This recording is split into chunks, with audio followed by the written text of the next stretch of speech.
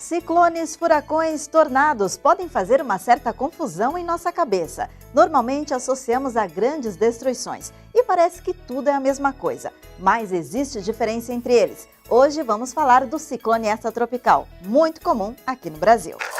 O nome ciclone extratropical se dá porque o fenômeno praticamente se forma fora das regiões tropicais. Na América do Sul, ele costuma ter origem no oceano, perto do litoral da Argentina e do Uruguai. Em geral, se desloca pelo mar ao largo da costa sul do Brasil. Olha só essa foto de satélite de um ciclone extratropical. Ele parece um caracol, não é? Quando o ciclone está bem definido, é possível ver o centro do sistema. Nas laterais, temos as bandas de nuvens que também aparecem em forma espiral.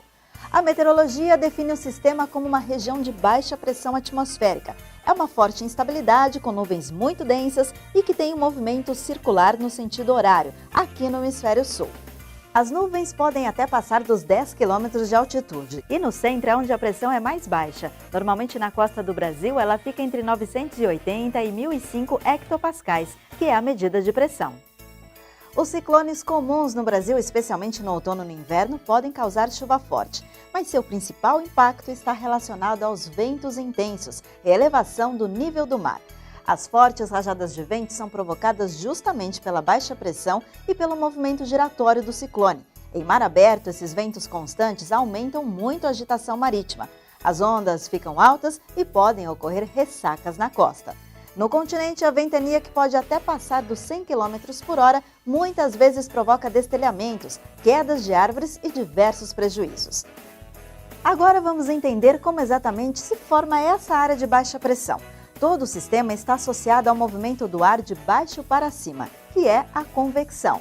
Os ciclones se desenvolvem em regiões onde há diferenças de temperatura e de umidade, com grande variação na direção e na velocidade dos ventos. Isso numa área de superfície ou em altitude.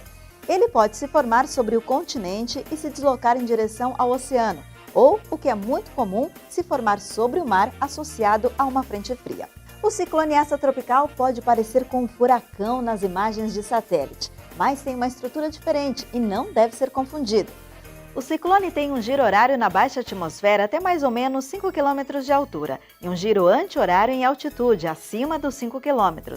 Já o furacão gira quase todinho no sentido horário e só muda de direção na alta atmosfera. Isso tudo para o hemisfério sul. Mas os furacões são raros no Atlântico Sul. O único sistema classificado como furacão na história do Brasil foi o Catarina. No final de março de 2004, a formação desse ciclone surpreendeu os meteorologistas e estudiosos do assunto. Na época, o Centro Nacional de Furacões dos Estados Unidos, o NHC, classificou o Catarina como o primeiro furacão a ser registrado no Atlântico Sul. Outro fato curioso ligado ao ciclone extratropical é o chamado efeito Fujiara. É quando ocorre a interação de dois ciclones, como se um ficasse grudado no outro. A imagem é belíssima e agora é possível ver dois caracóis. Foi uma aula cheia de termos técnicos, mas agora você já sabe todos eles. O programa de hoje está terminando. Fale com a gente, envie suas dúvidas e sugestões. O nosso e-mail é explicandotempo@climatempo.com.br ou no Twitter e no Facebook com a hashtag Explicando Tempo. Até a próxima!